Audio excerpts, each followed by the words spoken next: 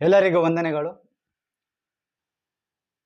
ನಾವು ಮೊನ್ನೆ ದಿನ ದಾನಿಯೇಲನ ಪ್ರವಾದನೆ ಗ್ರಂಥ 2ನೇ ಅಧ್ಯಾಯದಲ್ಲಿ ನೆಬೂಕದ್ನೆಚ್ಚರನಿಗೆ ಬಂದಂತಹ ಕನಸನ್ನು, ಆ ಕನಸಿನ ಅರ್ಥವನ್ನು ದಾನಿಯೇಲನು ಹೇಳಿದ್ದಂಥದ್ದನ್ನು ನಾವು ಅಧ್ಯಯನ ಮಾಡಿದ್ದೀವಿ.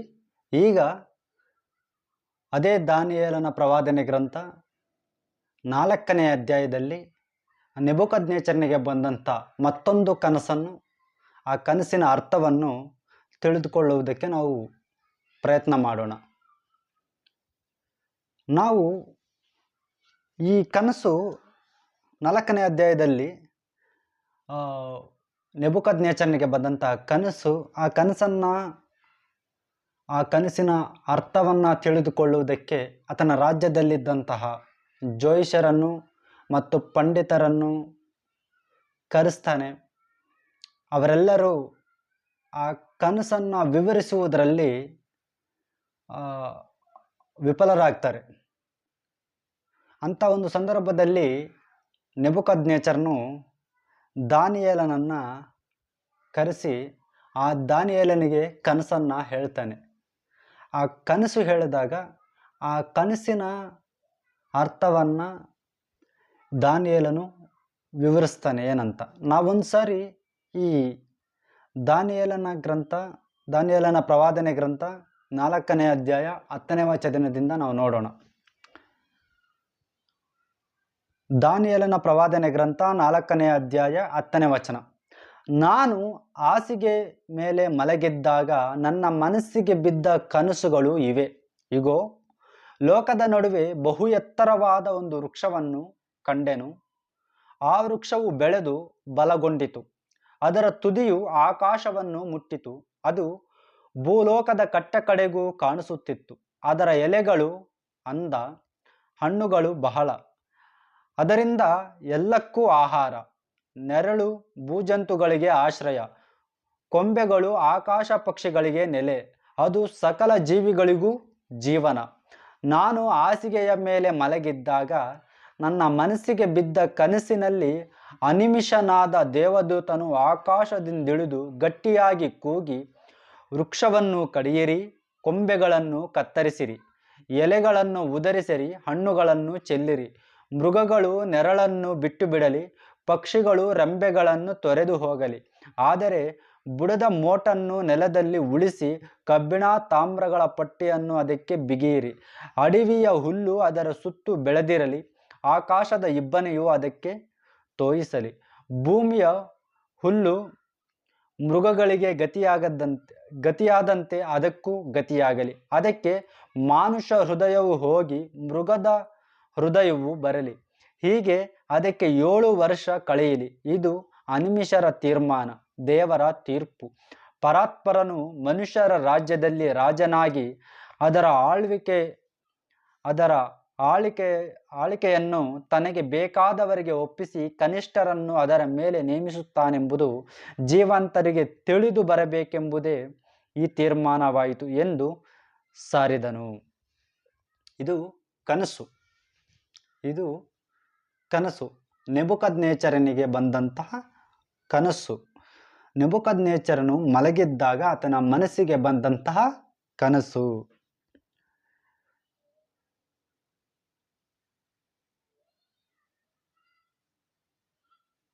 ನೋಡಿ, ರಾಜನಾದ ನೆಬೂಕದ್ನೆಚ್ಚರನೆಂಬ ನಾನು ಈ ಕನಸನ್ನು ಕಂಡೆನು. ಬೆಲ್ತೆಶಚ್ಚರನೇ, ನನ್ನ ರಾಜ್ಯದ ಸಕಲ ವಿದ್ವಾಂಸರಲ್ಲಿ ಯಾರು ಅದರ ಅರ್ಥವನ್ನು ತಿಳಿಸಲಾರರು. ನೀನು ಅದನ್ನು ತಿಳಿಸು. ಪರಿಶುದ್ಧ ದೇವರುಗಳ ಆತ್ಮವು ನಿನ್ನಲ್ಲಿ ನೆಲೆಸಿರುವುದರಿಂದ ನೀನು ಶಕ್ತನೇ ಸರಿ. ಇಲ್ಲಿ ಬೆಲ್ತೆಶಚ್ಚರನೇ ಅಂತಂದರೆ ದಾನಿಯೇಲನು ಎಂದರ್ಥ. ಬೆಲ್ತೆಶಚ್ಚರನೇ ಅಂದರೆ ದಾನಿಯೇಲನು. ಆಗ ಆ ರೀತಿ ದಾನಿಯೇಲನಿಗೆ ಹೇಳ್ತಾ ಇದ್ದಾನೆ. ಆಗ ಬೆಲ್ತೆಶಚ್ಚರನೆಂಬ ಅಡ್ಡ ಹೆಸರಿನ ದಾನಿಯೇಲನು ತನ್ನ ಬುದ್ಧಿಗೆ ತೋರಿದ್ದಕ್ಕೆ ದಿಗುಲುಪಟ್ಟು ತುಸು ಹೊತ್ತು ಸ್ತಬ್ಧನಾದನು. ಈ ನೆಬೂಕದ್ನೆಚ್ಚರನಿಗೆ ಬಂದಂಥ ಕನಸು ಏನಿದೆಯೋ, ಈ ಕನಸಿನ ಕುರಿತು ಕೇಳಿದಾಗ ಬೆಲ್ತೆಶಚ್ಚರನೆಂಬ ದಾನಿಯೇಲನಿಗೆ ಭಯ ಆಗುತ್ತೆ.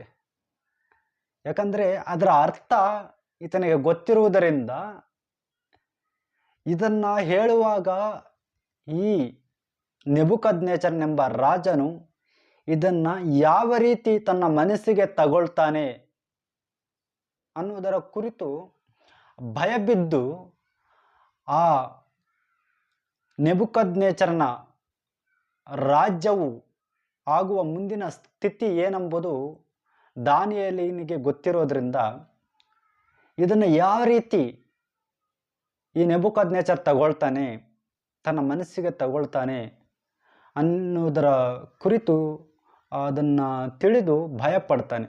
ಮುಂದಿನ ಭವಿಷ್ಯ ತಿಳಿದು ಭಯಪಡ್ತಾನೆ.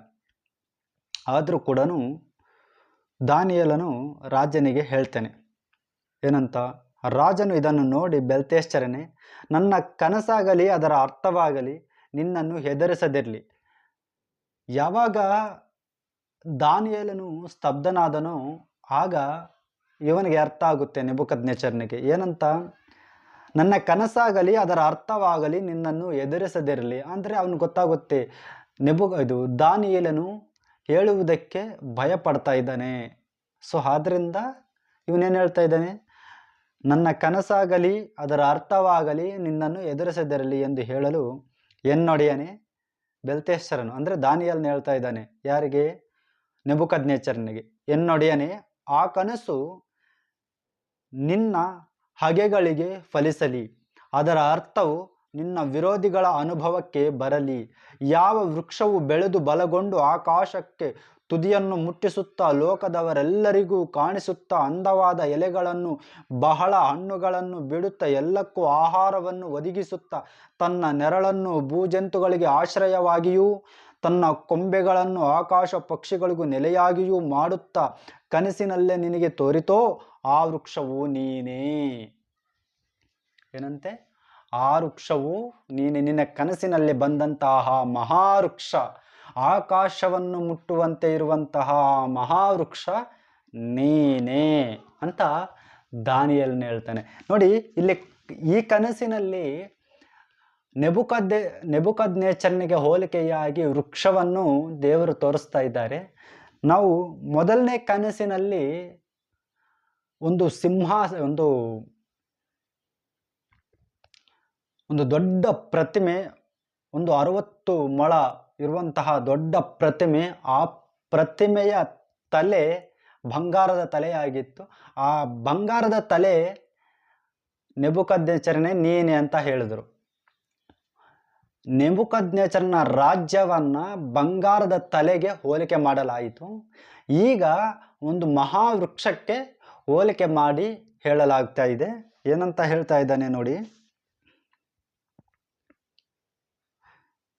ಯಾವ ವೃಕ್ಷವು ಬೆಳೆದು ಬಲಗೊಂಡು ಆಕಾಶಕ್ಕೆ ತುದಿಯನ್ನು ಮುಟ್ಟಿಸುತ್ತಾ ಲೋಕದವರೆಲ್ಲರಿಗೂ ಕಾಣಿಸುತ್ತಾ ಅಂದವಾದ ಎಲೆಗಳನ್ನು ಬಹಳ ಹಣ್ಣುಗಳನ್ನು ಬಿಡುತ್ತಾ ಎಲ್ಲಕ್ಕೂ ಆಹಾರವನ್ನು ಒದಗಿಸುತ್ತಾ ತನ್ನ ನೆರಳನ್ನು ಭೂಜಂತುಗಳಿಗೆ ಆಶ್ರಯವಾಗಿಯೂ ತನ್ನ ಕೊಂಬೆಗಳನ್ನು ಆಕಾಶ ಪಕ್ಷಿಗಳಿಗೆ ನೆಲೆಯಾಗಿಯೂ ಮಾಡುತ್ತಾ ಕನಸಿನಲ್ಲಿ ನಿನಗೆ ತೋರಿತೋ ಆ ವೃಕ್ಷವು ನೀನೇ. ಏನಂತೆ? ಆಕಾಶಕ್ಕೆ ಮುಟ್ಟುವ ರೀತಿಯಲ್ಲಿ ಬೆಳೆದಿದ್ದಂತಹ ವೃಕ್ಷ ಅದು ನೀನೇ ಅಂತ ನೆಬೂಕದ್ನೆಚ್ಚರನಿಗೆ ಹೋಲಿಕೆ ಮಾಡಿ ಹೇಳಲಾಗಿದೆ. ರಾಜ, ನೀನು ಬೆಳೆದು ಬಲಗೊಂಡಿದ್ದಿ. ಏನಾಗಿದ್ದೀಯ? ಬೆಳೆದು ಬಲಗೊಂಡಿದ್ದಿ. ನಿನ್ನ ಮಹಿಮೆ ವೃದ್ಧಿಗಾಗಿ ಆಕಾಶಕ್ಕೆ ಮುಟ್ಟಿದೆ. ಏನಂತೆ? ನಿನ್ನ ಮಹಿಮೆಯು ವೃದ್ಧಿಯಾಗಿ ಆಕಾಶಕ್ಕೆ ಮುಟ್ಟಿದೆ ಅಂತೆ. ಅಂದರೆ ಯಾರು ಇನ್ನು ಆ ತುದಿಯನ್ನು ಮುಟ್ಟುವಕ್ಕೆ ಆಗೋದಿಲ್ಲ, ಅಷ್ಟರ ಮಟ್ಟಿಗೆ, ಅಷ್ಟು ಎತ್ತರದಲ್ಲಿ ಈ ನೆಬೂಕದ್ನೆಚ್ಚರನ ಒಂದು ರಾಜ್ಯ ಅಲ್ಲಿಯವರೆಗೆ ಬೆಳೆದಿದೆ ಅಂತ ಇಲ್ಲಿ ದಾನಿಯೇಲನು ಹೇಳ್ತಾ ಇದ್ದಾನೆ.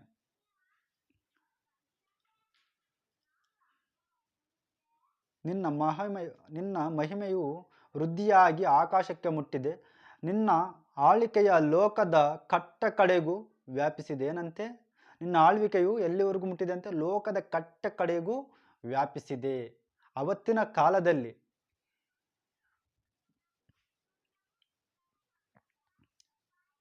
ನೆಬೂಕದ್ನೆಚ್ಚರನು ಆಳುತ್ತಿದ್ದಂತಹ ಸಮಯದಲ್ಲಿ ಲೋಕದ ಕಟ್ಟ ಕಡೆಯವರೆಗೂ ಆತನ ರಾಜ್ಯ, ಆತನ ಸಾಮ್ರಾಜ್ಯ ವಿಸ್ತರಿಸಿದೆ.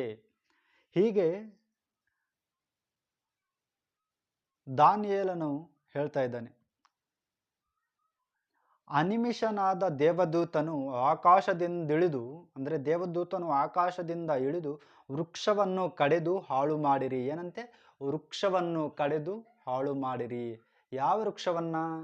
ನೆಬೂಕದ್ನೆಚ್ಚರನೆಂಬ ವೃಕ್ಷವನ್ನ, ನೆಬೂಕದ್ನೆಚ್ಚರನಿಗೆ ಕನಸಿನಲ್ಲಿ ಬಂದಂಥ ವೃಕ್ಷವನ್ನ. ಅಂದರೆ ಆ ವೃಕ್ಷ ಅಂದರೆ ಯಾರು? ನೆಬೂಕದ್ನೆಚ್ಚರನೇ. ನೆಬೂಕದ್ನೆಚ್ಚರನ ಕತ್ತರಿಸಿ ಅಂತಂದರೆ ಭೌತಿಕವಾಗಿ ಅಲ್ಲ, ಆತನ ಒಂದು ಸಾಮ್ರಾಜ್ಯ ಅನ್ನೋದು ಪತನವಾಗುವ ಸ್ಥಿತಿಗೆ ತರ್ತಾ ಇದ್ದಾರೆ ಇಲ್ಲಿ. ನಿನ್ನ ಆಳಿಕೆಯ ಲೋಕದ ಕಟ್ಟ ಕಡೆಗೂ ವ್ಯಾಪಿಸಿದೆ. ಅನಿಮೇಷನಾದ ದೇವದೂತನು ಆಕಾಶದಿಂದಿಳಿದು ಆ ವೃಕ್ಷವನ್ನು ಕಡಿದು ಹಾಳು ಮಾಡಿರಿ, ಅಂದರೆ ನಾಶ ಮಾಡಿರಿ. ಆದರೆ ಬುಡದ ಮೋಟನ್ನು ನೆಲದಲ್ಲಿ ಉಳಿಸಿ, ಕಬ್ಬಿಣ ತಾಮ್ರಗಳ ಪಟ್ಟೆಯನ್ನು ಅದಕ್ಕೆ ಬಿಗಿಯಿರಿ, ಅಡವಿಯ ಹುಲ್ಲು ಅದರ ಸುತ್ತ ಬೆಳೆದಿರಲಿ. ಏನಂತೆ? ಆದರೆ ಬುಡದ ಮೋಟನ್ನು ನೆಲದಲ್ಲಿ ಉಳಿಸಿ. ಏನಂತೆ? ಬುಡದ ಮೋಟು ಮಾತ್ರ ಇರಬೇಕು, ಅದಕ್ಕೆ ಕಬ್ಬಿಣ ತಾಮ್ರಗಳ ಪಟ್ಟಿಯನ್ನು ಅದಕ್ಕೆ ಬಿಗಿಯಿರಿ, ಅಡವಿಯ ಹುಲ್ಲು ಅದರ ಸುತ್ತ ಬೆಳೆದಿರಲಿ, ಆಕಾಶದ ಇಬ್ಬನಿಯು ಅದನ್ನು ತೋಯಿಸಲಿ, ಅದಕ್ಕೆ 7 ವರ್ಷ ಕಳೆಯುವ ತನಕ ಕಾಡು ಮೃಗಗಳ ಸಹವಾಸದ ಗತಿಯು ಬರಲಿ. ಏನಂತೆ? ಯಾರಿಗೆ ಆ ಗತಿ ಬರಬೇಕಾಗಿರುವಂಥದ್ದು? ರಾಜನಾದ ನೆಬೂಕದ್ನೆಚ್ಚರನಿಗೆ ಏನಂತೆ? ಕಾಡು ಮೃಗಗಳಿಗೆ ಬರುವ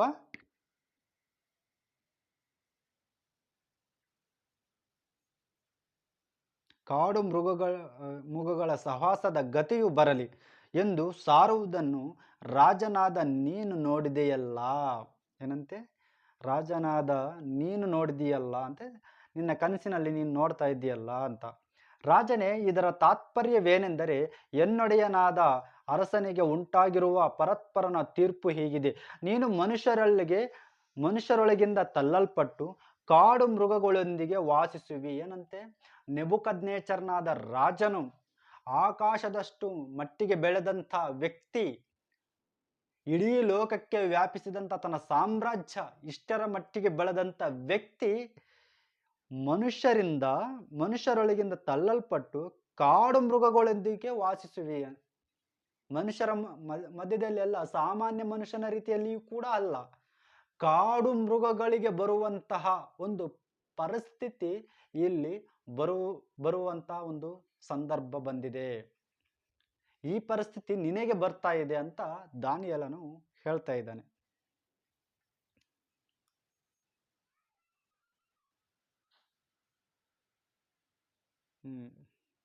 ಕಾಡು ಮೃಗಗಳೊಂದಿಗೆ ವಾಸಿಸುವಿ, ದನಗಳಂತೆ ಹುಲ್ಲು ಮೇಯುವುದೇ ನಿನಗೆ ಗತಿಯಾಗುವುದು. ಏನಂತೆ? ದನಗಳು ಯಾವ ರೀತಿ ಹುಲ್ಲುಗಳನ್ನು ಮೇಯ್ತದೋ ಆ ಗತಿ ನಿನಗಾಗುತ್ತೆ ಅಂತ ಹೇಳ್ತಾ ಇದ್ದಾನೆ. ಆಕಾಶದ ಇಬ್ಬನೆಯು ನಿನ್ನನ್ನು ತೋಯಿಸುವುದು, ಪರಸ್ಪರನು ಮನುಷ್ಯರ ರಾಜ್ಯದಲ್ಲಿ ರಾಜನಾಗಿ ಅದನ್ನು ತನಗೆ ಬೇಕಾದವರಿಗೆ ಒಪ್ಪಿಸುತ್ತಾನೆ ಎಂಬುದು ನಿನಗೆ ತಿಳಿದು ಬರುವುದರೊಳಗೆ 7 ವರ್ಷ ನಿನಗೆ ಹೀಗೆ ಕಳೆಯುವುದು. ಏನಂತೆ? ನಿನ್ನ ಸಾಮ್ರಾಜ್ಯ ಇನ್ನೊಬ್ಬರಿಗೆ ಒಪ್ಪಿಸಿಕೊಡುವಷ್ಟೊತ್ತಿಗೆ 7 ವರ್ಷ ಆಗೋಗಿರುತ್ತೆ. 7 ವರ್ಷ ಈತನು ಕಾಡು ಮೃಗಗಳೊಂದಿಗೆ ವಾಸಿಸುತ್ತಾನಂತೆ. ಆ ಪ್ರಾಣಿಗಳು ಯಾವ ರೀತಿ ಹುಲ್ಲನ್ನ ಮೇಯ್ತಾವೋ ಆ ರೀತಿ ಹುಲ್ಲನ್ನ ಮೇಯುತ್ತಾ ಈ ವ್ಯಕ್ತಿ ಜೀವಿಸ್ತಾನಂತೆ ಕಾಡಲ್ಲಿ. ಅಂದ್ರೆ ಎಲ್ಲಿದ್ದಂಥ ವ್ಯಕ್ತಿಯನ್ನ ಎಷ್ಟರ ಮಟ್ಟಿಗೆ ದೇವರತನನ್ನ ಕೆಳಗಾಕಿದ್ದಾನೆ ಅನ್ನೋದನ್ನ ನಾವು ಗಮನಿಸಬಹುದು ಇಲ್ಲಿ. ಅಂದರೆ ಇಲ್ಲಿ ಯಾರು ಶಾಶ್ವತರಲ್ಲ, ಯಾರಿಗೂ ಇದು ಶಾಶ್ವತವಾದಂಥದ್ದಲ್ಲ ಅಂತ ನಾವು ತಿಳ್ಕೋಬೇಕು. ನಾವು ಎಂದು ಹೀಗೆ ಇರ್ತೀವಿ ಅನ್ನೋದು ನಮಗೆ ಈ ರೀತಿಯಾದಂಥ ವಾಕ್ಯಗಳನ್ನು ನಾವು ಓದಿದಾಗ ತಿಳ್ಕೊಂಡಾಗ ನಮಗೆ ಅರ್ಥ ಆಗುತ್ತೆ. ಯಾರಿಗೂ ಈ ಒಂದು ಲೋಕ ಶಾಶ್ವತವಲ್ಲ, ಈ ಒಂದು ಐಶ್ವರ್ಯ, ಈ ಐಷಾರಾಮಿ ಜೀವನ ಅನ್ನೋದು ಯಾರಿಗೂ ಶಾಶ್ವತವಾದದ್ದಲ್ಲ ಅನ್ನೋದನ್ನು ನಾವು ಈ ವಾಕ್ಯಗಳು ನಮಗೆ ಆ, ತಿಳಿಯಪಡಿಸ್ತವೆ ಇಲ್ಲಿ. ಹೀಗೆ ಕಳೆಯುವುದು. ವೃಕ್ಷದ ಬುಡದ ಮೋಟನ್ನು ಉಳಿಸಿರಿ ಎಂದು ಅಪ್ಪಣೆಯಾಯಿತಲ್ಲ. ಏನಂತೆ ಅಲ್ಲಿ ಯಾರು ದೇವದೂತನು, ಅನಿಮಿಷನಾದ ದೇವದೂತನು ಬಂದು ಏನು ಹೇಳಿದ್ನು, ಆ ಬುಡದ ಮೋಟನ್ನು ಉಳಿಸಿರಿ ಅಂತ ಅಪ್ಪಣೆ ಆಯ್ತಲ್ಲ. ಇದರ ತಾತ್ಪರ್ಯವೇನೆಂದರೆ, ಪರಲೋಕಕ್ಕೆ ಸರ್ವಾಧಿಕಾರ ಉಂಟೆಂಬುದು ನೀನು ತಿಳಿದುಕೊಂಡ ನಂತರ ನಿನ್ನ ರಾಜ್ಯವು ನಿನಗೆ ಸ್ಥಿರವಾಗುವುದು ಎಂಬುದೇ. ಅಂದರೆ ನಿನಗೆ ಇದು ಅರ್ಥ ಆಗಬೇಕು, ಅದಕ್ಕಾಗಿಯೇ ದೇವರು ನಿನ್ನನ್ನು ಉಳಿಸ್ತಾ ಇದ್ದಾರೆ. ಏನಂತ ಇದು ಅರ್ಥ ಆಗಬೇಕು. ಏನಂತ, ಪರಲೋಕಕ್ಕೆ ಸರ್ವಾಧಿಕಾರ ಉಂಟೆಂಬುದು ನೀನು ತಿಳಿದುಕೊಂಡ ನಂತರ, ಅಂದರೆ ಪರಲೋಕದ ದೇವರಿಗೆ ಸರ್ವಾಧಿಕಾರ ಇದೆ ಅನ್ನೋದು ತಿಳಿದುಕೊಂಡ ನಂತರ ನಿನ್ನ ರಾಜ್ಯವು, ಅಂದರೆ ನೀನು ಯಾವಾಗ ನೀನು ಅದು ತಿಳ್ಕೊಳ್ತೀಯೋ ಪರಲೋಕ ದೇವರಿಗೆ ಸರ್ವಾಧಿಕಾರ, ಎಲ್ಲದಕ್ಕೂ ಅಧಿಕಾರ ಇದೆ ಅಂತ ನೀನು ಯಾವಾಗ ತಿಳ್ಕೊಳ್ತೀಯೋ ಆಗ ನಿನಗೇನಾಗುತ್ತೆ ಅಂದರೆ, ಈಗ ಈ ಮೃಗದ ಹೃದಯ ಹೋಗಿ ಮಾನುಷ ಹೃದಯ ಬರುತ್ತೆ ಈ 7 ವರ್ಷ ಕಳೆದ ಮೇಲೆ. ಯಾರಿಗೆ? ಈ ನೆಬೂಕದ್ನೆಚ್ಚರನಿಗೆ ಬಂದಾದ ಮೇಲೆ ಆಗ ನಿನ್ನ ರಾಜ್ಯವು ನಿನಗೆ ಸ್ಥಿರ, ಮತ್ತೆ ನಿನಗೆ ಈ ರಾಜ್ಯ ಸ್ಥಿರವಾಗುತ್ತೆ ಅಂತ ದಾನಿಯೇಲನು ಹೇಳ್ತಾ ಇದ್ದಾನೆ. ಆದ ಕಾರಣ ಅರಸೆ, ಈ ನನ್ನ ಬುದ್ಧಿವಾದವು ನಿನಗೆ ಒಪ್ಪಿಗೆಯಾಗಲಿ. ನೀನು ಧರ್ಮವನ್ನು ಆಚರಿಸಿ ನಿನ್ನ ಪಾಪಗಳನ್ನು ನಾಶಗೊಳಿಸು, ಬಡವರಿಗೆ ಕರುಣೆಯನ್ನು ತೋರಿಸು, ನಿನ್ನ ಅಪರಾಧಗಳನ್ನು ಧ್ವಂಸ ಮಾಡು, ಇದರಿಂದ ನಿನ್ನ ನೆಮ್ಮದಿಯ ಕಾಲವು ಹೆಚ್ಚಾದೀತು ಎಂದರಿಕೆ ಮಾಡಿದನು. ಎಷ್ಟೊಂದು ಸ್ಪಷ್ಟವಾಗಿ ದೇವರ ವಾಕ್ಯಗಳು ಇಲ್ಲಿ ದಾನಿಯೇಲನ ಮುಖಾಂತರ ನೆಬೂಕದ್ನೆಚ್ಚರನಿಗೆ ಮಾತ್ರ ಎಚ್ಚರಿಕೆಯಾಗಿಲ್ಲ. ಇಲ್ಲಿ ಅಹಂಕಾರದಿಂದ ಬೆಳೆದಂತಹ ವ್ಯಕ್ತಿಗಳು ನಮ್ಮಲ್ಲಿದ್ದರೂ ಕೂಡ ನಮಗೂ ಕೂಡ ಎಚ್ಚರಿಕೆ ನೀಡುವಂತಹ ವಾಕ್ಯಗಳು ಇವು. ನಮಗೂ ಕೂಡ ಇನ್ನು ನಾನು ಸ್ಥಿರವಾಗಿರ್ತೀನಿ, ಇನ್ನು ನನ್ನನ್ನು ಯಾರೂ ಏನು ಮಾಡಲಿಕ್ಕಾಗೋದಿಲ್ಲ, ಯಾರಿಂದಲೂ ನನ್ನನ್ನು ನಾಶ ಮಾಡಲಿಕ್ಕಾಗೋದಿಲ್ಲ ಅನ್ನುವಂಥ ಅಹಂಕಾರ ನಮ್ಮಲ್ಲಿ ಬೆಳೆದಾಗ ನಮಗೆ ಈ ವಾಕ್ಯಗಳನ್ನು ಎಚ್ಚರಿಸ್ತವೆ.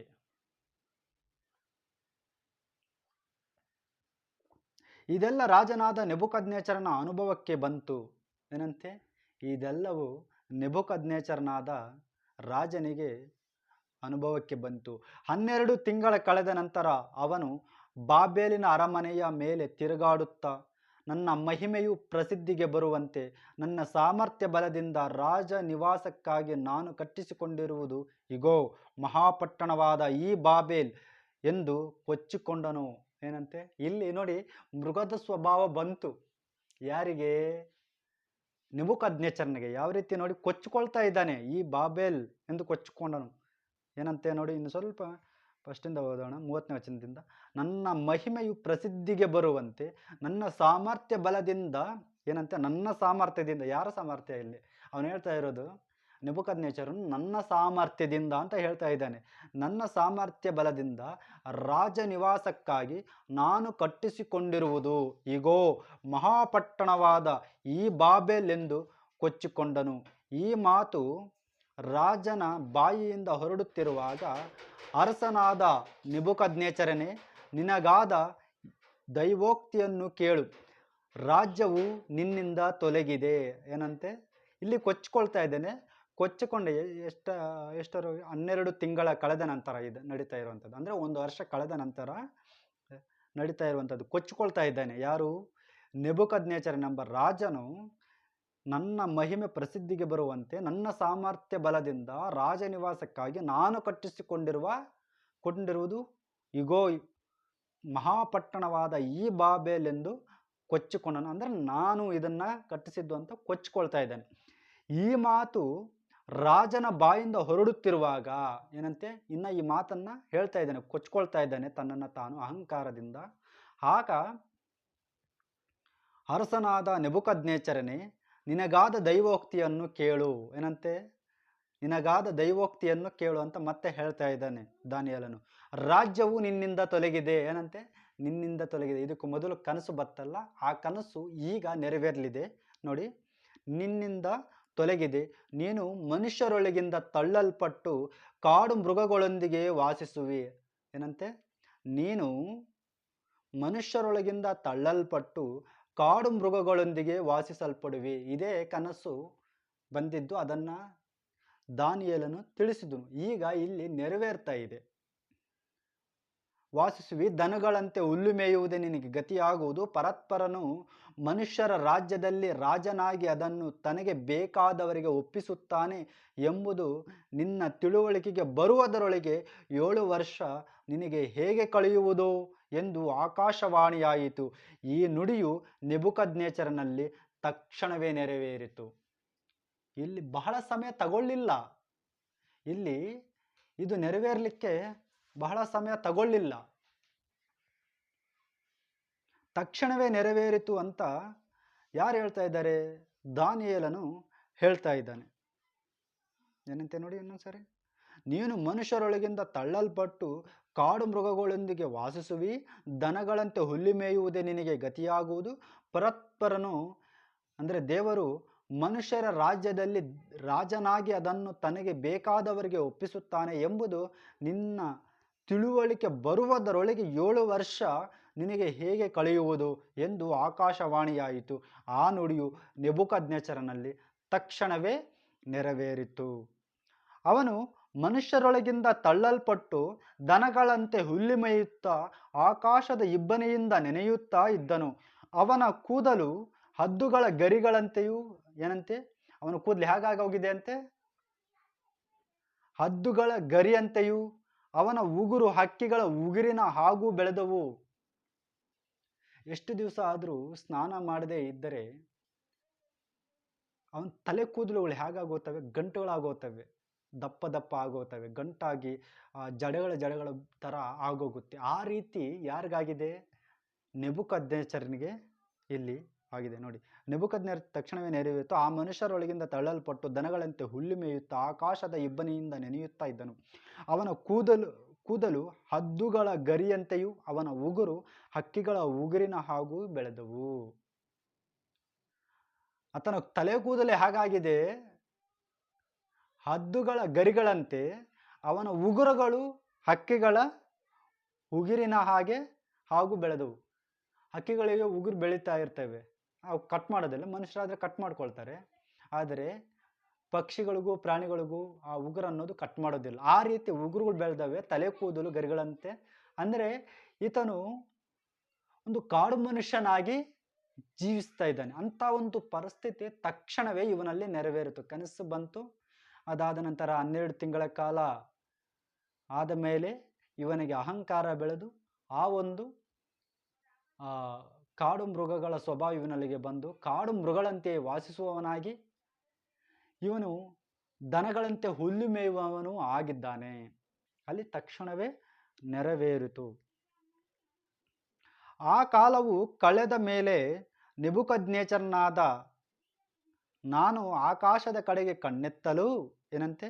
ನಾನು ಆಕಾಶದ ಕಡೆಗೆ ಕಣ್ಣೆತ್ತಲು, ಏನಂತೆ? ಇವೆಲ್ಲ ಆದು ಏನು ದಾನಿಯೇಲನು ನೆಬೂಕದ್ನೆಚ್ಚರನಿಗೆ ಕನಸು ಬಂತಲ್ಲ, ಆ ಕನಸು ವಿವರಿಸಿದ್ನಲ್ಲ ದಾನಿಯೇಲನು, ಆ ವಿವರಿಸಿದ್ದೆಲ್ಲನೂ ನೆರವೇರಿತು. ಅದಾದ ಮೇಲೆ ಆ ಕಾಲವು ಕಳೆದ ಮೇಲೆ, ಅಂದರೆ 7 ವರ್ಷ ಕಳೆದ ಮೇಲೆ ನೆಬೂಕದ್ನೆಚ್ಚರನಾದ ನಾನು ಆಕಾಶದ ಕಡೆಗೆ ಕಣ್ಣೆತ್ತಲು ನನ್ನ ಬುದ್ಧಿಯು ಪುನಃ ನನ್ನ ಸ್ವಾಧೀನವಾಯಿತು. ಮತ್ತೆ ಈತನ ಕಾಡು ಮೃಗಗಳ ಸ್ವಭಾವ ಹೋಗಿ ಮತ್ತೆ ಇವನ ಬುದ್ಧಿ ಇವನ ಸ್ವಾಧೀನ ಆಯಿತು. ಯಾರು? ನೆಬೂಕದ್ನೆಚ್ಚರನ ಸ್ವಾಧೀನ ಆಯಿತು. ಆಗ ನಾನು ಪರಾತ್ಪರನನ್ನು ಕೊಂಡಾಡಿ, ಯಾರನ್ನ? ಪರಾತ್ಪರನನ್ನು ಅಂದರೆ ದೇವರನ್ನ, ಸರ್ವಶಕ್ತನಾದ ದೇವರನ್ನ ಕೊಂಡಾಡಿ ಸದಾ ಜೀವಿಸುವ ಆತನಿಗೆ ಸ್ತುತಿ ಸ್ತೋತ್ರಗಳನ್ನು ಸಲ್ಲಿಸಿದೆನು. ಆತನ ಆಳ್ವಿಕೆಯು ಶಾಶ್ವತ, ಆತನ ರಾಜ್ಯವು ತಲತಲಾಂತರಕ್ಕೂ ನಿಲ್ಲುವುದು. ಭೂನಿವಾಸಿಗಳೆಲ್ಲರೂ ಆತನ ದೃಷ್ಟಿಯಲ್ಲಿ ಏನು ಅಲ್ಲದಂತಿದ್ದಾರೆ. ಪರಲೋಕ ಸೈನ್ಯದವರಲ್ಲಿಯೂ ಭೂಲೋಕದವರಲ್ಲಿಯೂ ತನ್ನ ಇಚ್ಛಾನುಸಾರ ನಡೆಯುತ್ತಾನೆ. ಯಾರು ಆತನ ಕೈಯನ್ನು ಹಿಂದಕ್ಕೆ ತಳ್ಳಲಾರರು. ನೀನು ಏನು ಮಾಡುತ್ತಿ ಎಂದು ಯಾರೋ ಕೇಳಲಾರರು. ಅದೇ ಸಮಯದಲ್ಲಿ ನನ್ನ ಬುದ್ಧಿಯು ಪುನಃ ನನ್ನ ಸ್ವಾಧೀನವಾಯಿತು. ನನ್ನ ಪ್ರಭಾವವು ವೈಭವಗಳು ನನಗೆ ಮತ್ತೆ ಲಭಿಸಿ ನನ್ನ ರಾಜ್ಯದ ಕೀರ್ತಿಯು ಪ್ರಕಾಶಿಸಿತು. ನನ್ನ ಮಂತ್ರಿಗಳು ಅಧಿಪತಿಗಳು ನನ್ನನ್ನು ಓಲೈಸಿದರು. ನನ್ನ ರಾಜ್ಯದಲ್ಲಿ ರಾಜನಾಗಿ ನೆಲೆಗೊಂಡೆನು. ನನ್ನ ಮಹಿಮೆಯು ಅತ್ಯಧಿಕವಾಯಿತು. ಈಗ ನೆಬೂಕದ್ನೆಚ್ಚರನಾದ ನಾನು ಪರಲೋಕ ರಾಜನನ್ನು ಹೊಗಳಿ ಕೊಂಡಾಡಿ ಕೀರ್ತಿಸುತ್ತೇನೆ. ಆತನ ಕಾರ್ಯಗಳೆಲ್ಲ ಸತ್ಯ, ಆತನ ಮಾರ್ಗಗಳೆಲ್ಲ ನ್ಯಾಯ. ಸೊಕ್ಕಿನಿಂದ ನಡೆಯುವವರನ್ನು ತಗ್ಗಿಸಬಲ್ಲನು. ಏನಂತೆ ಲಾಸ್ಟಲ್ಲಿ ಈ ವಚನ ನಿಮಗೆ ಗೊತ್ತಾಗ್ತಾ ಇದೆಯಾ? ಸೊಕ್ಕಿನಿಂದ ನಡೆಯುವವರನ್ನು ತಗ್ಗಿಸಬಲ್ಲನು ದೇವರು. ಈ ಸೊಕ್ಕಿನಿಂದ ನಡೆದಂಥ ನೆಬೂಕದ್ನೆಚ್ಚರನಾದ ರಾಜನಿಗೆ ಯಾವ ಸ್ಥಿತಿ ಬಂತು? ಮತ್ತೆ ಆತನು ಪರಾತ್ಪರನಾದ ದೇವರ ಮಹಿಮೆಯನ್ನು ಕೊಂಡಾಡಿ ಸ್ತುತಿ ಸ್ತೋತ್ರಗಳನ್ನು ಸಲ್ಲಿಸಿದನು. ಇದೆಲ್ಲ ಯಾಗ ಮಾಡ್ತಾನೋ ಹಾಗೆ ಮತ್ತೆ ಆತನ ರಾಜ್ಯ ಹಿಂದಕ್ಕೆ ಬರುತ್ತೆ. ನಾವು ಯಾವತ್ತು ನಮ್ಮ ಕೈಯಲ್ಲಿ ಅಧಿಕಾರ ಇದೆ, ನಮ್ಮ ಕೈಯಲ್ಲಿ ಅಧಿಕಾರ ಬಲ ಇದೆ, ಜನಬಲ ಇದೆ, ಹಣದ ಬಲ ಇದೆ ಅಂತ ನಾವ್ಯಾವತ್ತು ನಮ್ಮನ್ನು ಕೊಚ್ಚಿಕೊಳ್ಳಬಾರದು. ಒಂದಾನೊಂದು ದಿನ ನೆಬೂಕದ್ನೆಚ್ಚರನಿಗೆ ಬಂದಂಥ ಸ್ಥಿತಿಯಲ್ಲಿ ನಾವಿರಬಹುದು. ಆದರೆ ಅವತ್ತಿನ ಕಾಲದಲ್ಲಿ, ಹಳೆಯ ಒಡಂಬಡಿಕೆಯ ಕಾಲದಲ್ಲಿ ಅವರು ಮಾಡಿದಂಥ ಪಾಪಗಳು ಅದೇ ಕಾಲದಲ್ಲಿ ಅವರು ಅನುಭವಿಸಬೇಕಾಗಿತ್ತು. ಆದರೆ ಈಗ ಹಾಗಿಲ್ಲ. ಈಗ ಹೇಗಿದೆ ಅಂತಂದರೆ, ಅವರ ಪಾಪದ ನಿಮಿತ್ತ ನೀವು ಸತ್ತ ಮೇಲೆ ನೀವು ನರಕಕ್ಕೆ ಹೋಗುವಂಥದ್ದಿರುತ್ತದೆ. ಅವತ್ತಿನ ಕಾಲದಲ್ಲಿ ಅವರು ಮಾಡಿದ ಅನ್ಯಾಯಗಳಿಗೆ ಅವತ್ತೇ ಅನುಭವಿಸಬೇಕಾಗಿತ್ತು. ಆದರೆ ಈಗ ನೀನು ಇವತ್ತು ಎಷ್ಟು ಸುಖ ಸಂತೋಷ ಅಷ್ಟ ಐಶ್ವರ್ಯಗಳನ್ನು ಅನುಭವಿಸಿ ಅಹಂಕಾರದಿಂದ ಬೆಳೆದರೂ ಕೂಡ ನಿನಗೊಂದಾನೊಂದು ದಿನ ದೇವರ ಕೈಯಲ್ಲಿ ತೀರ್ಪಾಗುತ್ತೆ. ಮತ್ತೆ ಅದರಿಂದ ನಿನಗೆ ಬಿಡುಗಡೆ ಆಗೋದಿಲ್ಲ. ಅದನ್ನು ಪ್ರತಿಯೊಬ್ಬರೂ ತಿಳಿದುಕೊಳ್ಳಬೇಕಾಗಿದೆ.